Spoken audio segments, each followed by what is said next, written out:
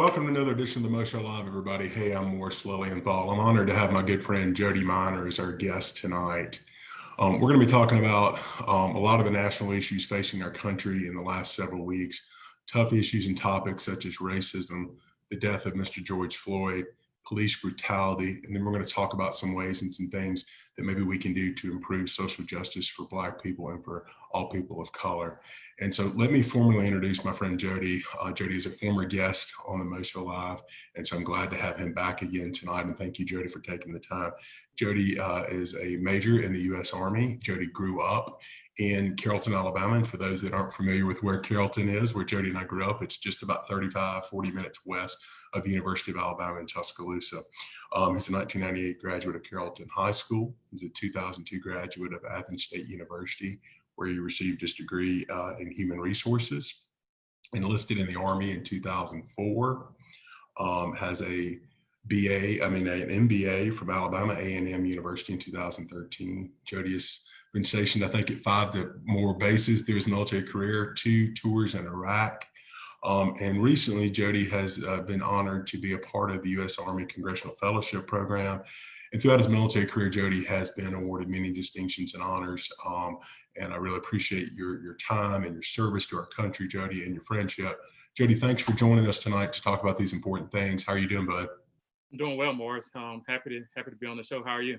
I'm good, man. I've been, wanting to talk to somebody, and I'm honored to talk to you about these things. And I think you're going to bring a great perspective to these things. And folks, if you're watching, Jodie and I want to engage with you. I've got another computer sitting over here to my right to kind of watch for comments and questions. So we'll do our best to monitor the comments and questions during the live broadcast. But if you're watching a replay, Jodie and I will engage with you after the show, and we'll try to give feedback and comments. But this is an ongoing discussion that I think we as a society need to have. And we're just going to take a small segment right now to have that discussion. But let's use this as just a jumping point to continue this discussion on. Jodie, some initial thoughts or points of views you want to kind of set the stage and groundwork for our discussion tonight? Yeah. But before we jump in, what I wanted to do is to first thank everybody for taking their time out to talk about these. These are, like you said, Morris, they're tough topics of discussion. We're talking race, we're talking equality, we're talking injustice. And so what I think is important in all situations, context is important. And so kind of what I want to do to shape, whatever questions you may have, Morris, and what the answers, and then the people that are on the other end that are listening to these answers, to kind of get a perspective in what I'm thinking and kind of see it from my point of view. So first, I don't know if you mentioned, but I'm a minister, called into the ministry. And so I have a level of moral righteousness that's kind of my foundation. And so with that, I preach Jesus. I talk about hope, and I talk about salvation. And so from that is about teaching, preaching, and living as Christ would live if he was on earth. I comfort those who sorrow and suffer. I'm an advocate for those who are oppressed, and then I'm an advocate for those who are wrongfully prosecuted. And so things, when we talk about different terms, and you talk about love, we talk about truth, we talk about forgiveness, and we talk about light. So those are things that I am associated with. I think, Morris, you hit it, from a small town, Carrollton, Alabama, so about 1,000 people from my hometown, to give some kind of perspective. But there's diverse. I had a diverse group of friends through sports, and that's what sports always does, is it unites us. And so even though we're from a small town, there was a cohesiveness or a level of not necessarily being aware of racism holistically, because of the sports and the people that I was associated with in high school, which also continued on through college, and played basketball at the University of West Alabama. But when there was, fraternities, I hung out with the Teeks, I hung out with the Capitals, I hung out, with all kinds of groups of people. From there, I talk about growing up.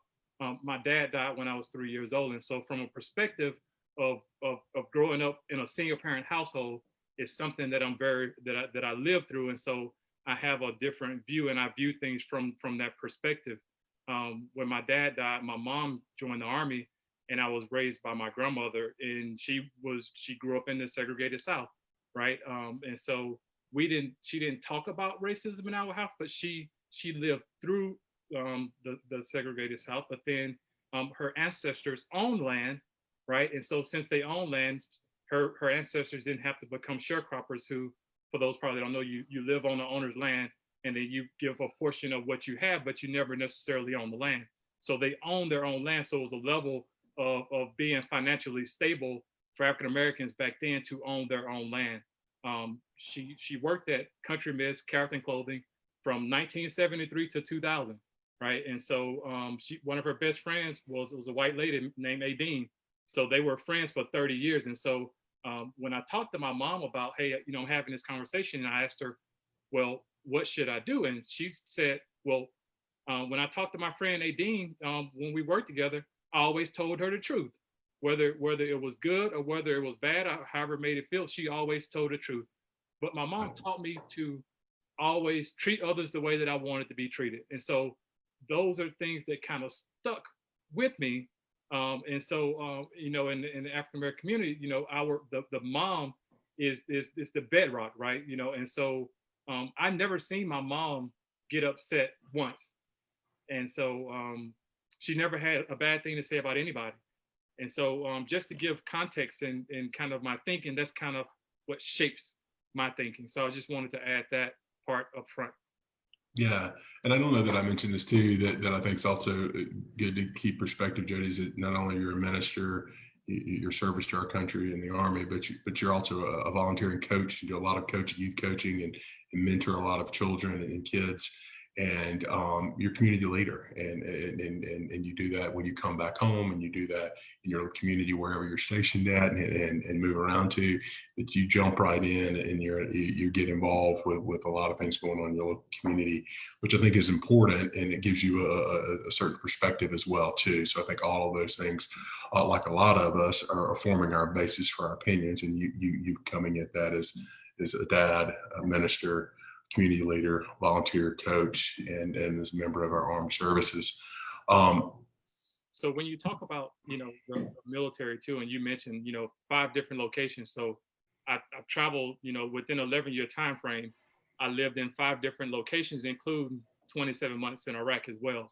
So, but you have a melting pot, just like what you would have on a college campus in these military towns. Right. So I also have the diversity of being in different kinds of groups of people. But you mentioned the Congressional Fellowship Program, and what that involved and entailed is, engaging with members of Congress about, legislation that was important to the Army when we're talking about appropriations for funding. One Right. perspective you have working with senior Army leaders in the Congress, but it's also planning, coordinating, and planning trips to different locations for members of Congress and their staff. So I had interactions and traveling with members of Congress, not only in the United States, but also overseas, and talking to other delegations about legislation that was important to the U.S. and other countries as well. Yeah, yeah, and that gives you a perspective. That's something that I think a lot of the issues that we're touching on and that are facing our country, not only with the issues we're talking about tonight, but all really evolve around things that are going on in Washington and in the Pentagon. And this is a perspective because of not only your service in the Army, but specifically more because of your participation in this Congressional Fellowship Program. You have an appreciation that a lot of us don't have.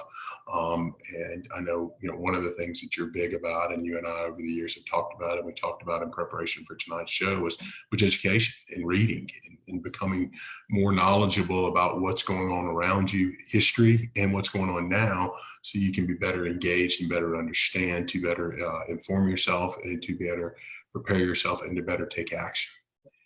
And so I guess, Jody, let's just kind of, there's really no way to dance around it. Let's just kind of jump right into the meat of the discussion. And, with the death and murder of Mr. Floyd and several other African Americans that have been in the news in the last several months, the topics of racism and police brutality have really come to the forefront. And it's something that every time you turn on the news or you turn on the internet, start reading sites, we see a lot of things that are going on in our country today. What are your initial impressions and thoughts on that? And I know a lot of people that you and I are mutual friends with have been reaching out to you to get feedback from you. Kind of what are you thinking, and what are your initial feelings? I know that's a really big question, Yeah. but kind of what are some initial thoughts? So initial thoughts is, well, we're as a world, we're dealing with COVID already, right? And so Mhm. all the impacts and impacted everybody differently. So everybody's trying to figure out, how to work through this COVID situation.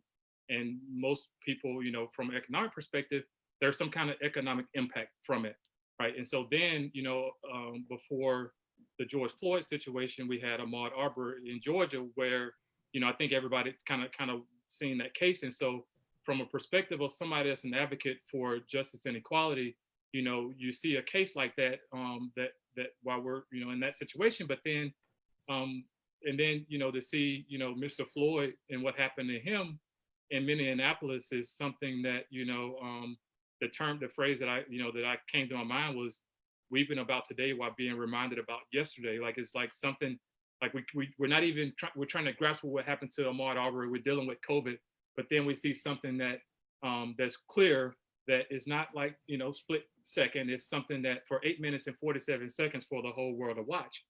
And so from my perspective, it's an act of, I think it's an act of domestic terrorism. And so what I did was I looked at the definition that what the FBI and what they call domestic terrorism. And I'll just, I'll violent acts committed by an individual or groups to further ideological goals stemming from domestic influences, such as those of political, religious, social, racial, or environmental in nature. And so, in looking at what happened to him, there's no gray area to work with, right?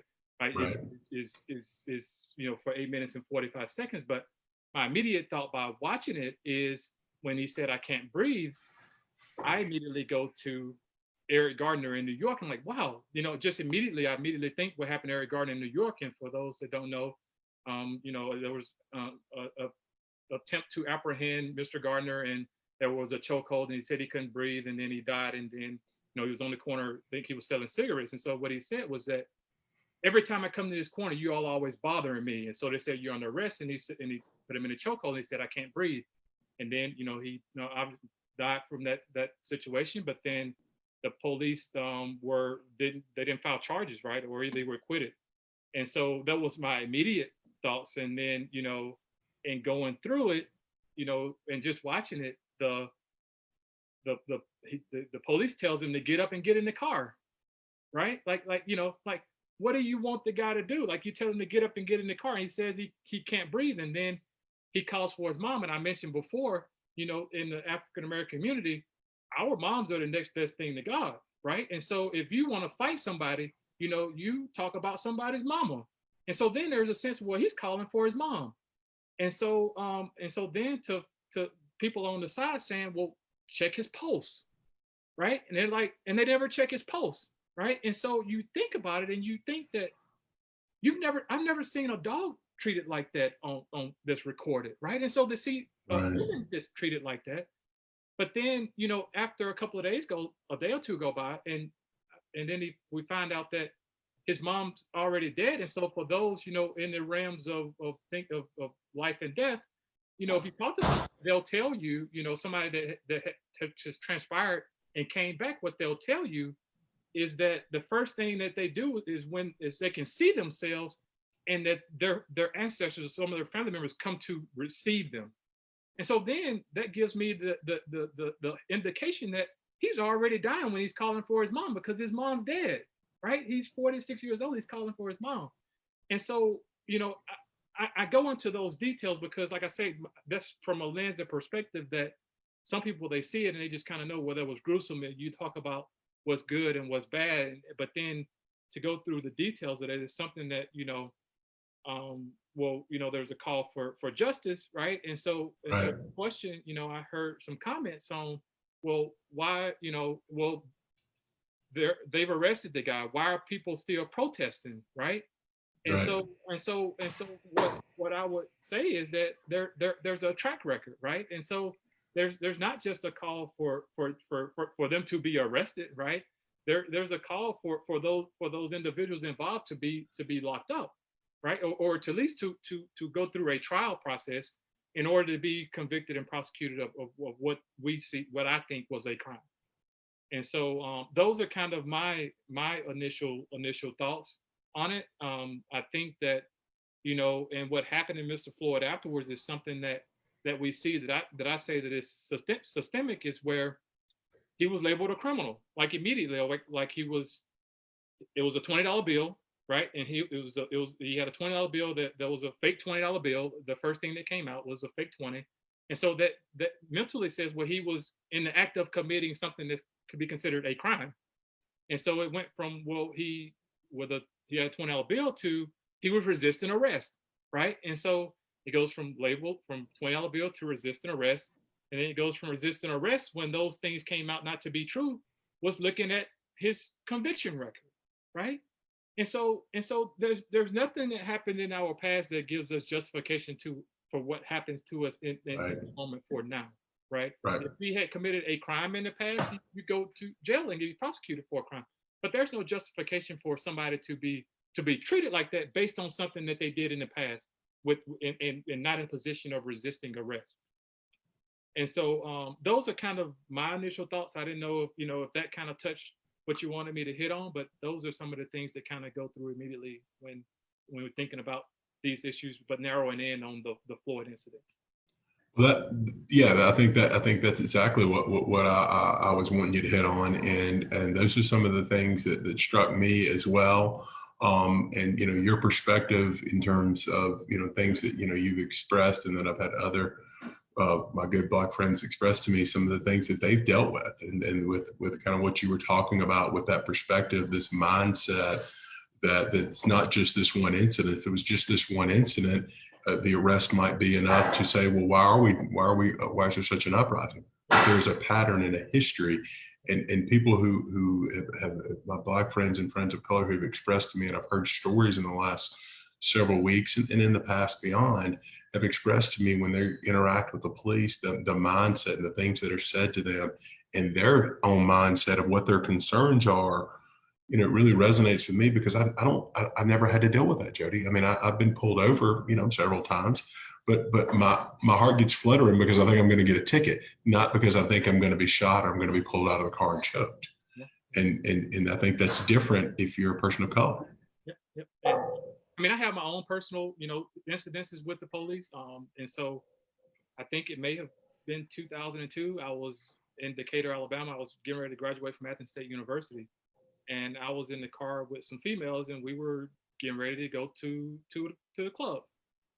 And I was driving, and the female that I was with had alcohol in the car, and this is 2002, right? And so she had alcohol in the car, and the police pulled us over. And long story short is I ended up going to jail for having alcohol in a dry county, right? And I was like, well, what about them? It wasn't even mine, right? Right. It wasn't even mine, and so that's one incident, and also Athens, Alabama. I was in the car with Tegan, and we were going to get some food, and the police pulled us over, and she had at the time a maroon Isuzu Rodeo, and that's not a car that's like one that's a popular vehicle, especially in 2002. The police pulls us over, and he asks us for our ID. And so Tegan says, well, what do we do? And so the police says, well, there was a car that fit the description that we're looking for, right? And so he ran our IDs and gave them back to us, and then he left. And so, at the time, in where I was at mentally and being 21 years old, I'm just like, well, whatever. But looking back on that, you're like, well, why would he pull us over in the first place, right? Right. And so those are two incidents that personally the ones that I can recall that I had to deal with personally. Jody, what resonates with me with this is that, in the last several years, we had some other police brutality issues and some issues that made the national media that really brought a lot of this to light probably 3-4 years ago. And a lot of us that are sports fans remember it's been kind of coming back to the forefront here recently with Colin Kaepernick's protest and taking a knee. And there was a lot of banter back and forth on that.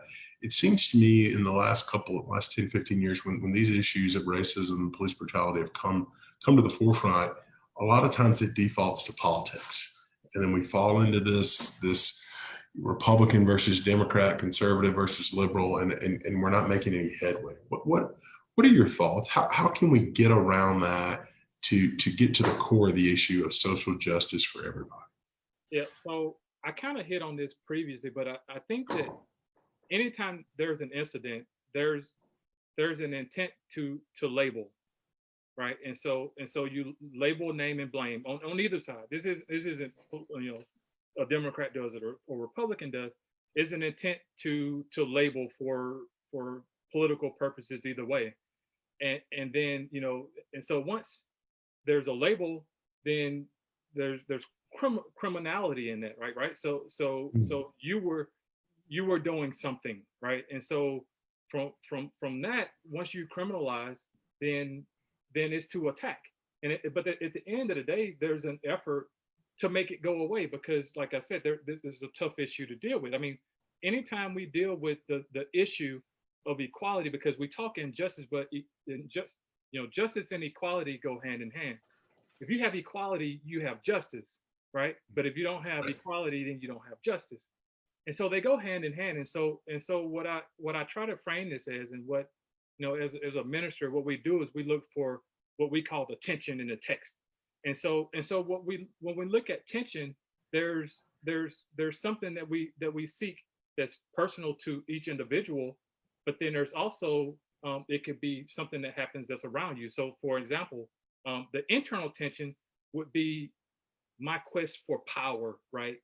And so my quest for power, my desire for things that are pleasing to me, and my lust for accumulation of material things.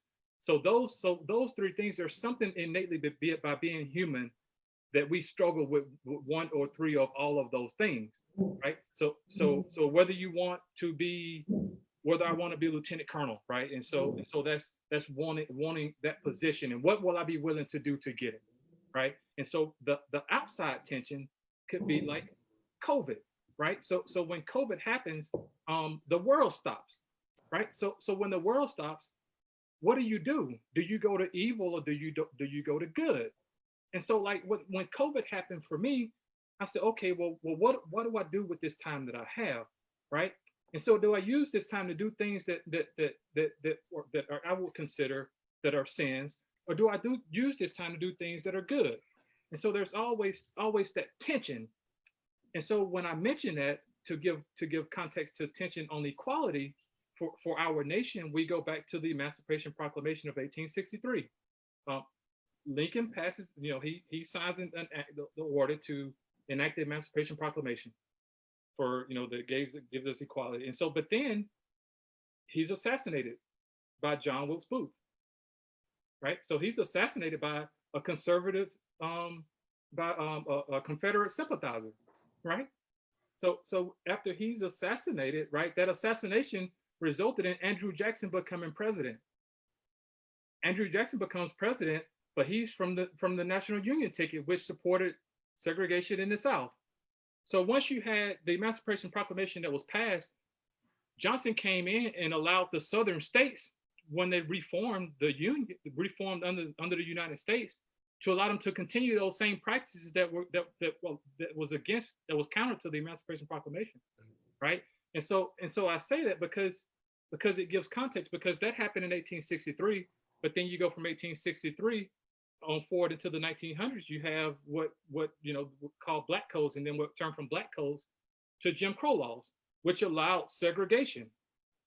And so those are things that causes us from a position of equality. We move forward, but then Emancipation Proclamation, Johnson, and then you have black codes that sets us back to a position of fighting for equality and justice again. So early 1900s, they had movies portraying African Americans as people that rape people, right? To stoke fear, right? And so that fear, we go to labeling. So once there's fear, there's criminalization. Then once you have criminalization, it makes it okay for things that the KKK did to people to be considered okay, because there's a certain level of fear against minorities because of what people were saying, right? Not to say that things didn't happen, but the justification for the inhumane act, right, didn't match the if you have fear, there's a prosecutorial process. But it was court in the hands of the person that felt like something was done wrong to him. right? And so there's always that tension, but then we go to the civil rights movement, right? So then we have the efforts for equality during the civil rights movement. And then JFK in 1963, right? He's assassinated, right? So he's assassinated by Lee Henry Oswald. But then, you know, the efforts kind of continued, and Martin Luther King kind of held the mantle for what I call the mantle for righteousness. So he held that mantle for righteousness. We had the Civil Rights Act of 1964, and then we had the Voting Rights Act of 1965, but then we had the Fair Housing Act of, I think it was 1968. So we had those things that brought us closer to equality. And then right after that, we have President Nixon, who ran on a platform of law and order. So law and order at that time means something different from what law and order means now. So law and order then was really about you know, incarceration, increasing the strength of the military force in fear of what might happen to citizens. So there's a certain level of fear that was instilled into society that pushed us towards law and order as a nation. But then not only do you have that, you have the Southern strategy where, you know, where voting suppression, you had, you know, people that you were allowed to vote by the Voting Rights Act, but then you had to take tests in order to vote, right? And so there was a constant effort to where there's equality, but then things that happened after that to push us from equality back to where we were before, right? And so those are kind of some of the things that kind of, when I say where we're at now, and there's a push for equality, right? And so at this moment and at this time, the question is really what do we do is the question. Right. Yeah. Real quick, Jody, let me reset it for folks that are just joining us. In this Musha Live, we're speaking with Army Major, Dad, Minister, Community Leader, Coach Jodie Minor. Jody, we got a lot of folks joining us. Marty Tate, Keela Pruitt, Antonio Lanier, Lee Goodson, and a lot of other folks. Thank you, folks, for joining us. Please share this out. This is a conversation that I think a lot of people need to hear. We're touching on a lot of really important topics that the more involvement, the more ears, the more communication and discussion we have, the better as a community we're going to be to try to tackle this problem. Jody, you know, I think, you know, the way you were talking about phrasing this, and you touched on this during our conversation now, and in our conversation in preparation for tonight's show, you touched on this, framing it in good versus evil. And that, you know, when we talk about these things that we see, that if we view these through that lens, and not only these specific episodes and incidents, but the way that we hear about these things and trying to understand as best we can, because, you know, we're not the ones going through it always and understanding, but trying to learn that perspective. Is this the right thing? Is this good? Leave the labels of Republican versus Democrat, leave all the other things aside. Look at this through a lens of is this good or is this evil? And I think if we will position it more and phrase it more in that way, because it's the way you were talking to me the other night about this, and it really resonated with me, that I think we're going to get more on the same page to try to make something happen. Yeah, I think that, you know, at the end of the day, that where we're at is you know, we talk injustice, but then the quality and injustice goes together, and Right. and it's, you know, the moral compass, you know, right, whether we are willing as a society, right, because I always say there's more of us that are more, we're more alike than we are the things that separates us. And so how do we get from a position of you know, where economically, where we're concerned about what we want personally, to when we look at what's good and what's bad and what's good and what's evil, to get to a point to where we can both sit at the 50-yard line, right? And there's enough footballs to where you can go in the end zone, you can spike your football, I can go in the end zone, I can spike my football, but then at the end of the day, we come back in the middle, right? And so I think in context is the way, and I look at it, is that we all have more in common that brings us together than what separates us. And then how do we look at, you know, what we've seen, you know, and how do we achieve humanity and equality from that context.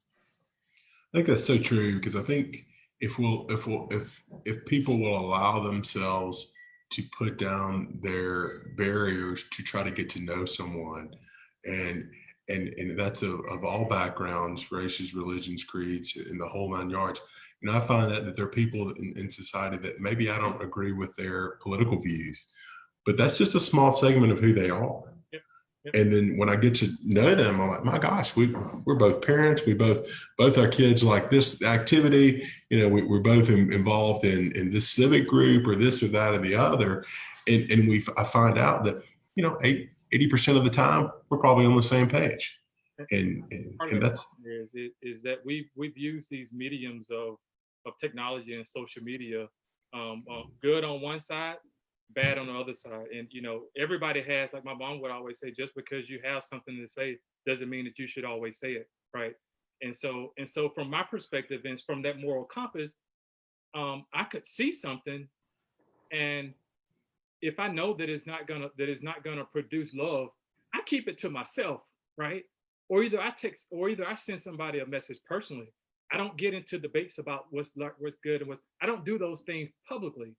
right. But we've gotten to a point to where we use these mediums to where what used to be, and I mean, growing up, I mean, we didn't talk at our dinner table. We didn't talk those politics and stuff at our dinner, because it revolves around rhetoric around politics, right?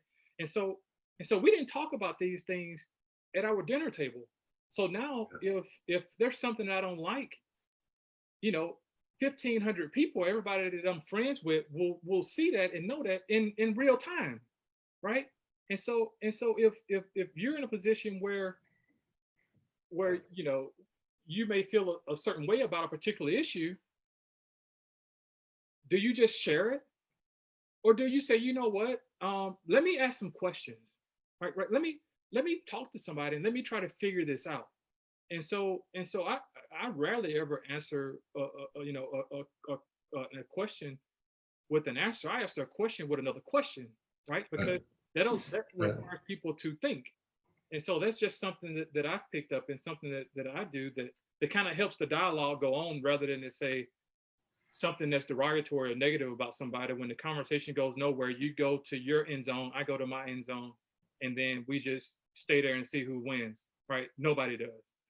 Yeah. Well, and I think and the other thing it seems like, Jody, is everybody wants to hear that. Everybody wants somebody to agree with them, and they want to have justification for their viewpoint. And we see that so much on social media and on national news, that everybody's kind of pigeonholed into, if you watch this news channel, you're this way, and everything seems to be geared that way. I think a lot of times people feel like that they don't want to be challenged, or they feel like they don't want to have an open discussion to try to do this. And we see that a lot in politics, and where you've been the last several years in Congress, and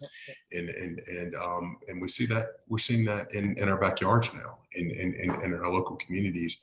And I think you're right. I haven't really thought about that way specifically with this issue, but with regards to race relations and things and other things, people are just sharing stuff, and we're seeing all these people just sharing and throwing memes and other things out there, that it's without even thinking, because it's so easy to hide behind this keyboard that I've got in front of me and just throw it out there without doing what you're saying, is to pause, think a minute about it, maybe ask a question, instead of disagreeing with Jody about that, or somebody. Ask a question or more follow-up questions. Why do you believe this? Why is it this way? To gain an understanding, because you may find out that there's something, as you going back to what you said earlier, that there's a lot more you agree about than you disagree about. Yep. Yep. Yep. Jody, one of the things I kind of wanted to do here is kind of get your thoughts. Is I think we're having this conversation tonight, and this is a conversation and discussion that's going on around the world, in a lot of different shapes and fashions, from protests to a lot of national discussions on television talk shows and on social media. But from your perspective, for those of us that are concerned about the social justice issues, what are some things that we can be doing to try to make things better? Any thoughts on that? Yeah. So this kind of goes back to the last topic, is that the first thing is, you have to understand that everything we do on social media, that there's a concerted information warfare campaign, that once you turn on you scroll through your Facebook page or your Twitter page or your whatever it is, there's an active information warfare campaign that's on every side, right? And so then if you already think that that policing is not an issue, right? You're going to go to your source because of algorithms, because of the station that you look at positively watch, and you're going to find things like, for instance, if you go to Fox, you might see a title that says the George Floyd riot, right? That's something that I've seen. It's like, wait a minute, the riots are not in the name of George Floyd, but if you look at the title, right, what is that going to put in? That's going to just affirm what you already think, right? And I'm not just picking on Fox News, but those are the kind of things like when we talk about our kids, if you tell your kid you're going to be a superstar basketball player, when you start telling Wyatt that right now, you're going to be a superstar basketball player, you keep telling him that, right? What is he going to think? He's going to be a superstar basketball player, right? That's why we tell our kids positive things to make them think big. And so once they think big, they can do big. But my point though is that what you say, it matters. When you speak on things, it matters. Like you speak things into existence, whether it's true or whether you just think it is, so it becomes, right? And so the first thing, and when we're looking at injustice, you need to look at it. If you don't think that there's an issue with policing, you need to kind of take a step back and ask questions, right? And so I've had a lot of people that have asked me questions, and so what I try to do is I try to give them an even perspective, right? And so take for instance, I think it was yesterday in Atlanta, the guy got killed at Wendy's. He was parked in the drive-through, right? He's parked in the drive-through. He's drunk. Apparently, he falls asleep, and then cars are going around him, going to get their food. But then they call the police. So the police shows up. They pull him out over a 40-minute period. They do a sobriety test, and from that sobriety test, the police they try to arrest him. The guy resists, and during the tussle, the guy ends up getting the taser, right? And so at that point, right, are you based on your moral compass, are you going to say, well, he deserves lethal force, right? He resisted arrest. He was tried to be tased, and he grabbed the taser and ran away, right? So if you think the police is not an issue, you're going to stop right there, and then you're going to say, well, he deserved it because he shouldn't have resisted arrest, right? But then what you need to do is kind of take a look back and say, well, what are the police policies, right? Like what are the police policies on use of lethal force? And so that's kind of some of the when I say what we need to kind of take a look at is those things. And I would say to take a look at some previous cases to provide context, right? So if somebody looked at previous cases, right, you probably would reserve on the question for why are they still protesting if the police has been arrested, because you would know that over a period of years. And the reason why Colin Kaepernick protested was for justice, right? We look at from what happened with the Rodney King situation. I mean, it was kind of there was police force, and based on whatever the policies, culture, the police work with it, and then there are riots, right? Because I don't support violent movements because I don't think that they're socially constructive. But then when you get to a place where and I talk about where you lose hope and you feel helpless, well, what do you do, right? And so I would say to take a look back and look at these and take it from an even perspective and kind of do some research on the issue. Yeah, and I think you bring some great perspective to that, because you're getting as a lawyer, you're getting my legal juices flowing, because those are a lot of the things that we do in the law when I'm analyzing a situation. Is I'm analyzing, I'm not looking at just A and B. Okay, what are A and B under the fact scenario, but also what are they under the policies and procedures for the situation? For medical malpractice, what's the doctor's policy and procedure? What's, in this case, in a police brutality case? And I've seen some of these cases and been asked to consult on some of these cases. And I can assure you, there is a manual and a lot of training that they're supposed to undergo and adhere to.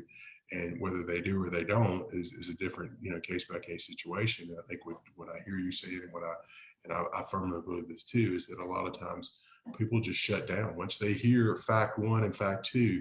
They never go past that. That's it. That's where their mindset is. They don't look at the bigger picture of not only the rest of the facts that may be out there. Was that, going back to some of these issues. Sure. Are there some of the things that are out there that are like, well, is that probably the right thing to do under the circumstances? No, but that in no way is justification for the end result and the action that was taken by police. And so why I go back to point of view, because what I always try to do is I try to put myself in the other person's shoes. I may not be able to see what they see, but I want to be able to smell what they smell, right? And so what I try to do is I try to put myself in their position. And so, I mean, writing Gordo, Wallace Wilder. I don't know if you heard about the case with Wallace Wilder. So Wallace Wilder was, I think, 62 years old, but and it kind of touches home me because my Uncle Hal, he had mental illness problems, and so Mr. Wilder had a mental illness problem. This case happened in August of last year, and so the police went out to do a wellness check, right? And so this will bring up an issue that I'll probably try to talk to in a minute. But so they go out to do a wellness check.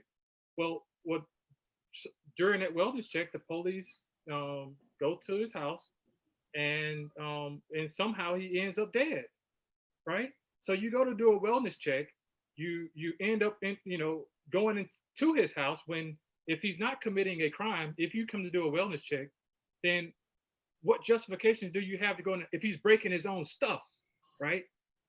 And so, but so they go in the house, and so well, regardless of what happens in the house, Morris, this is where I'm at, because that's the part of an investigation. So it's June, right? So the family has not received updates on the case, right? They just know that the officer that shot him. Don't know about who the second officer was that shot him. Don't know who called the police to conduct the wellness check, right?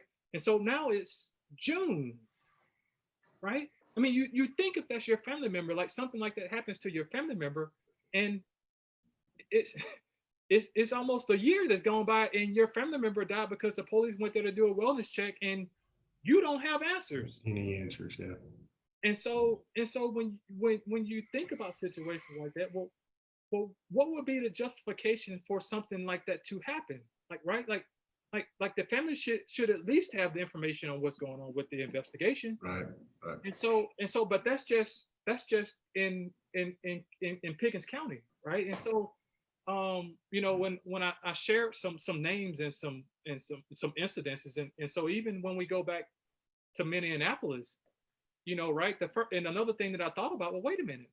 Right in the suburbs of Minneapolis, Philando Castile, I think it was 2017, where the police pulled him over for having a busted tail. Like, he's in the car with his girlfriend and the daughter in the back seat, and the police pulls him over for a busted tail light, and police goes to the car and asks him for his license. And so he says, all right, I'll get my license, but I want to let you know I have a license to carry, and I have my weapon in the glove compartment.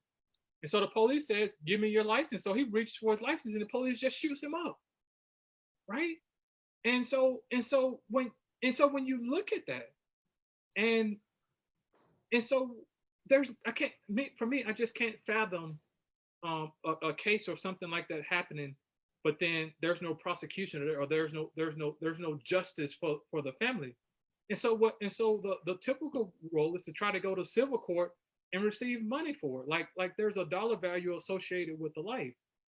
And it's like no, like I want my family member to be here, but then but then it's policy, it's policy change. There are things that are inherently wrong with the system that need to be changed. And so but that's why when there are lists of people and cases that may not necessarily be in the realm of police brutality when we talk injustice, but then it's a crime happening like with Ahmaud Arbery in Georgia, where they basically entrap him and they kill him, and then like it happened in February, right?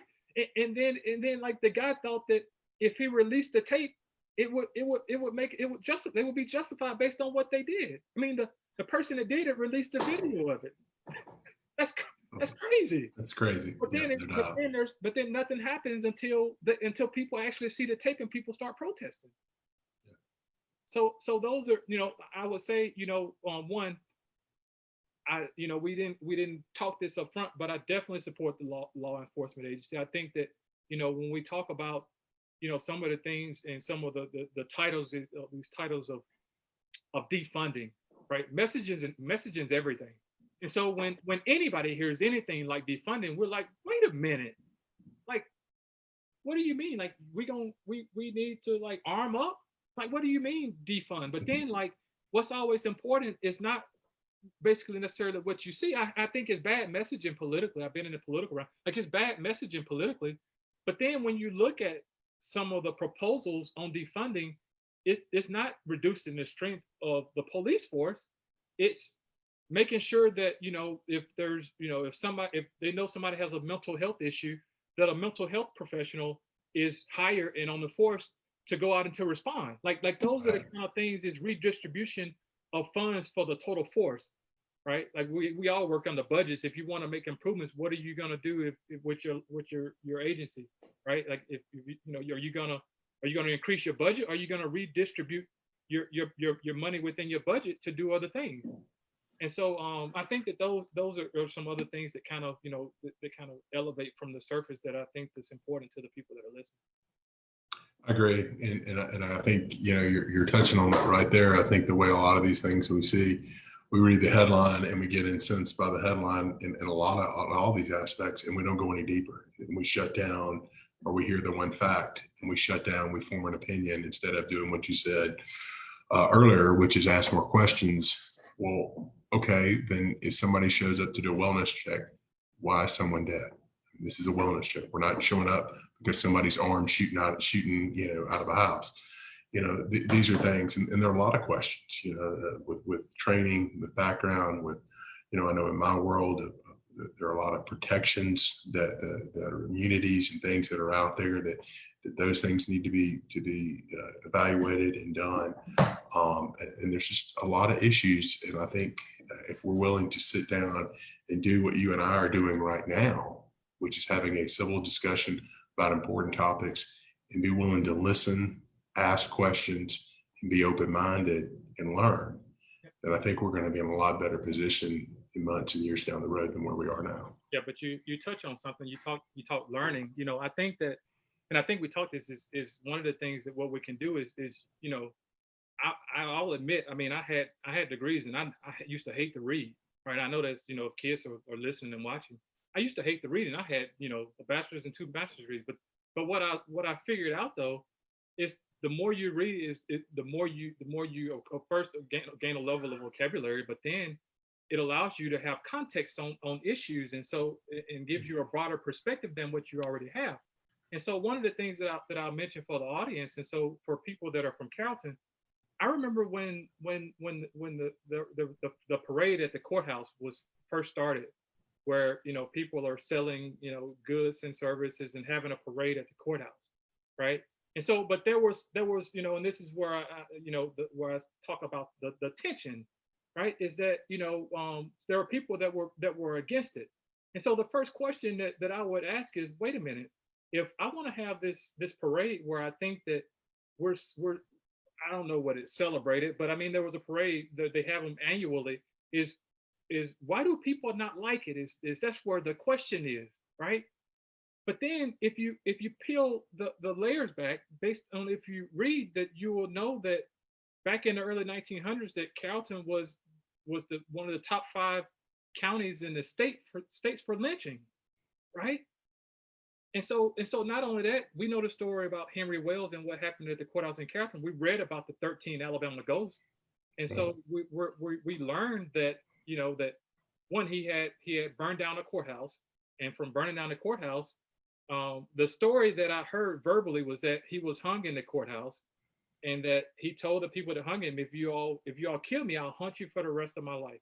That's the story that I heard. But then when I read the story on it, it was that he was chased into the courthouse, and the people were down below, and that he looked out the window and was struck, right?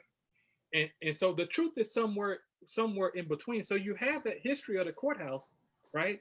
When for people that are looking for an economic gain from having a pop-up tent and selling things, I don't have a problem with people, and how they make their money.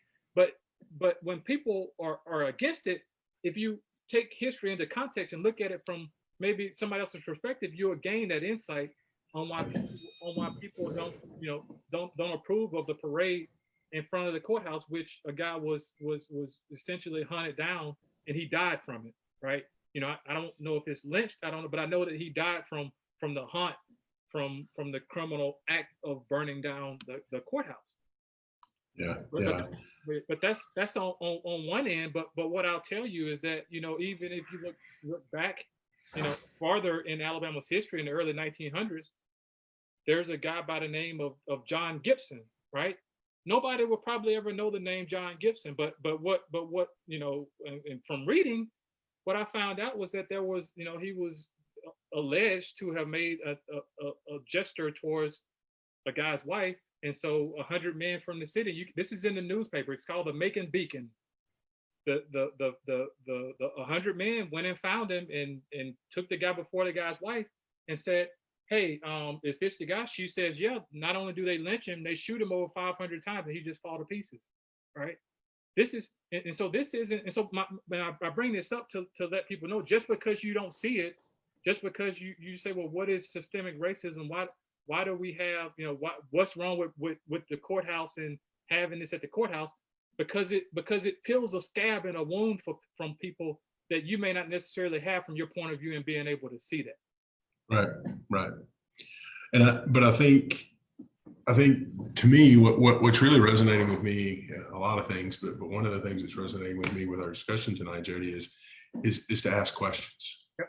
and not to pigeonhole yourself and to sit into your bunker and into your viewpoint of things.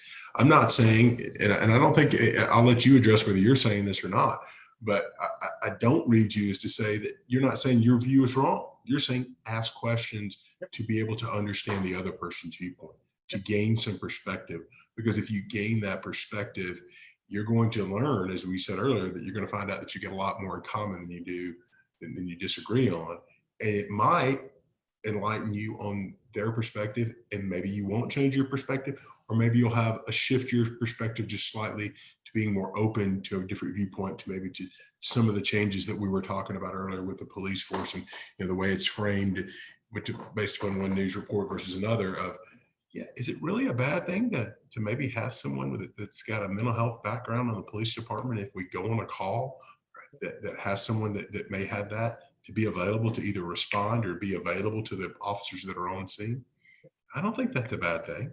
I don't care what side of the fence is that you're on, right? But that's perspective. And then, yeah, and that's my perspective again, because I mean, my Uncle Hal, you probably know my Uncle Hal, that worked on the garbage truck and was everybody, worked all day and all night, but he had mental health issues, and we as a family had to deal with those. So again, I just try to look at things through a lens that may not necessarily be mine, but try to see where the commonality is, and from this perspective, I can have compassion because I had that experience personally, right? Yeah, yeah. And so, I would definitely be an advocate for having mental health professionals on a call if you know somebody has mental health issues, because I personally relate to it. But how important is it for somebody that may not have had, anybody had issues in their family, right?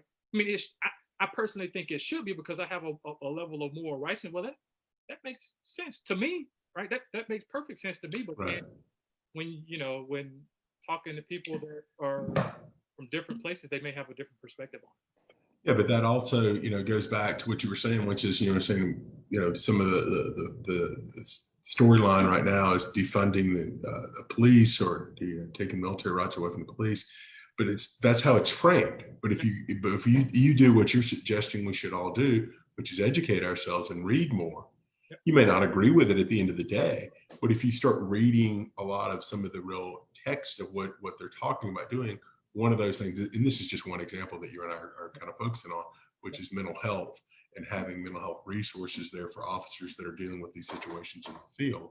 Because we know that's been a big issue in society for the last 7 to 10 years as well, that there's a lot of mental health issues. Jody, we're coming up on the top of the hour, and I know this is a discussion we could have 4 hours. Yeah. And folks, real quick, if anybody's got any questions or things they want to do, please join in and let us know. I appreciate everybody joining us. And again, we'll Jody and I will monitor these comments and try to give feedback and answer any questions and provide any resources after the show. So if you're watching the recorded show and you wanted to chime in and weren't able to watch the live show, please do that. Jody, as we wrap up, any last parting thoughts on anything we haven't touched on, something that you feel that we need to kind of bring to light here in the last couple of minutes? So one, I think that the focusing on policing, if that's your primary concern, what I would do is I would look to your members of Congress and who's talking about legislation, right? And so I know we kind of try to keep these things separated, but then at the end of the day, what we look for is who are the advocates for potential change, right? And so some of the things that I would that I've heard about as far as legislation for change for policing is the ban on chokeholds is one of the ones that I think that generally everybody agrees on, right? And so that's one thing as a form of last result. Not one thing, but just generally speaking, the banning the chokehold is one of the ones that I think is a some form of legislation that includes that. But then also another one would be qualified immunity, where for instance, if I'm in the Army and I get dishonorably discharged, right, I'm not going to be able to take my pension with me, right? So why, if a police officer, and this is my question, right, because I ask questions, if I'm a police officer and I commit a crime based on in my profession and commit a crime, should I be able to keep my pension, right? Because at the end of the day, that's a way to discourage brutality within the police force. Hey, because people understand money, right? But people understand money, and so we say, well, wait a minute. I know that if something happens, that that I'll lose my pension, which in turn impacts my family. So if there's no qualified immunity, then that's something that I think that one of the pieces of legislation that'll be discussed, and then also having a national database for police misconduct, right? So police does something can resign from the force before things go, and the case can be dropped. It can just go to another police force, right? When you look at it, it's like, wait a minute. Well, if I'm under investigation in the military and I decide that I'm gonna go somewhere else, I can't just go join the Air Force, right. I mean, and so that's how I frame these things is, and so that's one of the other things. And another thing is I think body cams were implemented within police forces some time back, but then like I don't for me personally, I don't understand how police in performance of their duties, if they have a body cam, it should be turned on, right? So police can have body cams, and you can say, well, where's the body cam? It's like, well, I didn't have it on. It's like, well, wait a minute. Well, that defeats the whole purpose, because that's your evidence. So for me, if that were me, I would be in a position where I would have to prove myself innocent. Right. I didn't have my body cam on. Why not have it on? In today's modern times, it's just it can record over itself after so many days. If there's going to be an incident, you need it. But I've seen that in civil cases that I've got some civil cases right now that the cam footage did not come on until a certain time frame, and I'm wondering, golly, I wish I had the footage from 2 minutes, 3 minutes before, that really would have kind of give us a more perspective on the full story. I Yep. think those are all great And points. then there's one more, is to have an independent review process, because from what I gather, some of the forces have about a 1.5% disciplinary rate, and it's like that. Some, if any of my police friends are on, they can give me what the percentages are for their forces, but like if there's some kind of allegation, and there's, well, yep, there's, you did it, and then what's on the other end for corrective, we call it corrective training in the military, but what's on the other side, right? So if you're able to do it and there's no discipline, right? If you tell Wyatt, don't double dribble the basketball, right, and you just keep letting him do it, then, like, if you don't have any consequences, then, like, what good is that, right? Right. And so, but so those are just a couple of things that that I've heard within the just kind of on TV, because I'm not going to work or anything, is that some of the pieces, the verbiage within the legislation that's being proposed. And so I would tell the people that are concerned specifically with that issue to take a look at, to kind of listen to see which members are having these conversations about these things. And so that's kind of on one end, but then on the other end, about justice and equality, generally speaking, what I do think, well, one, let me back up. I don't think that the world's coming to an end, right? There's a lot of people that are having these conversations about the world coming to an end, and this is kind of where, from my studying in the text and the scriptures, right, is that it talks about plagues, it talks about wars and rumors of wars, right? And so then we go to, and we talk, it talks unrest. And so people, based on what they see, they want to go to the book of Revelations, right? But then what I'll encourage people to do is to go back and talk to anybody that lived during the 60s. Because the things that are happening right now, there was a flu of over 1 million people. We were going through this what I call a push for equality and justice with the marches, and there were riots, and so we've been in this space, in this place before, and so I've been trying to get some answers. And, well, why do you think it's coming to an end? Because, like, again, like, I ask questions. Why do you think Right. that? And so I haven't got, so I don't personally think, I think that the world started to come to an end the day you were born. That's what I think. But then, but that's on people that thinks that the world's just about to blow up. Yeah. On the issue of justice and equality, it is a movement, right? And so if you study history, you look at what happened. People think that Rosa Parks is the one that kind of ignited the civil rights movement. That was a piece of it, but if you study history, you will know that 9 months earlier, there was another lady. She was 15 years old, that she did the same thing. But you also know that really it was Emmett Till in 1955, and seeing his mom deciding to have an open casket funeral and allowing the world to see what racism looked like, is what really ignited, one of the pieces that ignited this. The Medgar Evers happened. So I name these names. You can go back and people can go back and look them up.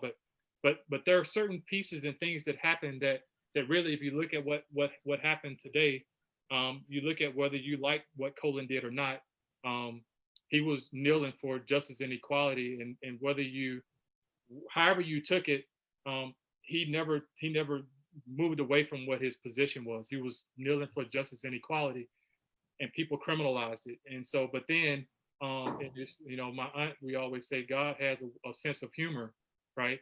And that what we see when we're in COVID, there's nothing to watch on TV, right? We're seeing this replay of the same act that Colin did, right? He kneeled, and we see the same thing that happened to Floyd, is him kneeling, right? And so this is what injustice and inequality looks like, right? Colin asked for something, but the officer showed you what it looked like, right? He didn't just go to jail, right? I mean, you can think, like, if I do that, I don't like sit around for 2 days and just wait to go to jail, right? And even in jail, I mean, I mean, we'll see how it plays out. I mean, I have my offline opinion on what happens, because I just study history, right? But my point though is that it is a movement. And Yeah. so whether you're supportive of justice and equality, or whether you want to stay on the side and play a blind eye, like the parable of the Good Samaritan. Like if you want to have just kind of, it doesn't matter to you, it doesn't bother you, or you could just keep going, then I think that you're going to be left on the wayside. That's just kind of, people can send me a message later on and tell me that I'm wrong, but that's based on what I read and what I see and what I feel. That's what I feel. That's my opinion. The other stuff I gave you wasn't opinion. That's my opinion, but my opinion is grounded in history and studying and reading and kind of how I feel things. Yeah. So those are kind of, Well, I didn't mean to kind of drive. that's okay. Yeah, but No, I think both those are really important parts in terms of the policing issue. I think those are great points and things that I personally agree with. And there's probably some more that need to be done. And certainly with social justice and equality and justice, that is something that. And I think, as we wrap up here at the end now, Jody, I just want to encourage people, to listen. Use both ears, and then when you speak, ask questions. I mean, that's really, there are a lot of things I'm taking away from our discussion tonight, but just ask questions, because if you'll ask questions, if someone is saying something that is different from what your viewpoint is, don't shut them down. Don't yell, don't scream. Don't get into an adversarial position immediately, because that's what we tend to do. We tend to just buck up and say, but ask questions. Jody, why do you believe this? Why this, Jody? And then you can come back to me, why Marsh this? And then maybe we find some commonality. And I think that odds are we probably will. But even if we don't, at least we're being more receptive, and we're going to make some progress that way. Because without questions, and we just get in our corners, as you said, if we're each on our goal lines, if we're each in the end zone, there's no way we're going to make headway towards a 50-yard line. And I think that, asking questions before asking the question is leading with love, right? So if you lead with an insult, if you lead with a name, when you lead with labeling, it's not going to be constructive to the order. I call it the order. It's not going to be conductive to the order and the moral consciousness of the nation by leading with derogatory names. You hate people. Right. I don't understand why people do X. Right? Yeah. Well, why don't you ask somebody, right? If you don't understand why somebody doesn't do something, don't go to Facebook to affirm why, so people can affirm that I don't understand why they don't get it either. Like, you should just ask somebody instead of leading, because it's just a like you said, a political punt for a like, but it's not conducive to shifting the morality of our nation to a direction that it needs to go into.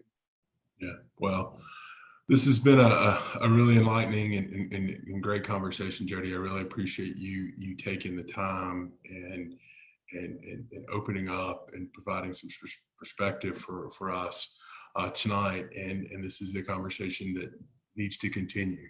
I think for both of us, it needs to continue, not just with each other, but with those around us.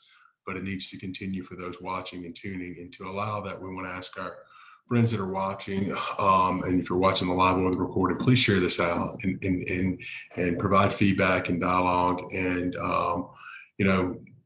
think about some of the points that we made tonight. Leading with love, asking questions, read and research, and gain perspective on what somebody's doing. We're not saying you have to accept their position, but what we are saying is that you cannot gain a perspective if you don't lead with love and you're not asking questions. My friend, I appreciate it. I hope we can connect soon. I hope you get down to Huntsville again soon. And I really appreciate your time and appreciate your service to our country as well. Thank you, Morris, and thanks for everybody out there watching for tuning in. Good night, everybody.